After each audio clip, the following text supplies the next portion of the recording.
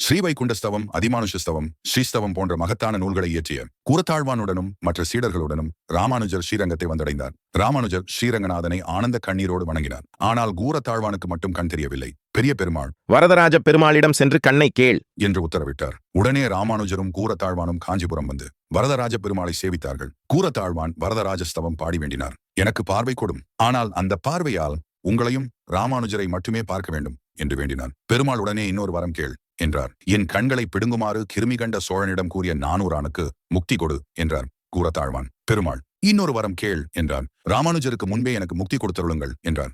என்ன காரணம் என்று ராமானுஜர் கேட்டபோது கூரத்தாழ்வான் சொன்னார். நீங்கள் வைகுண்டத்திற்கு வந்தவுடன் உங்கள் திருவடிகளை அலம்பி ஸ்ரீபாத தீர்த்தத்தை பெறும் பாக்கியம் கிடைக்கும் என்றார். இதை கேட்ட வரதராஜ பெருமாள் கூறினார். கூரத்தாழ்வானே, உனக்கு மட்டுமல்ல, உன் சம்பந்தமுள்ள அனைவருக்கும், உன் பெயரை உச்சரிப்பவர்களுக்கும் முக்தி தந்தோம் என்றார். இதை கேட்ட ராமானுஜர், அடியேனுக்கும் முக்தி உண்டு என்று ஆனந்தப்பட்டார்.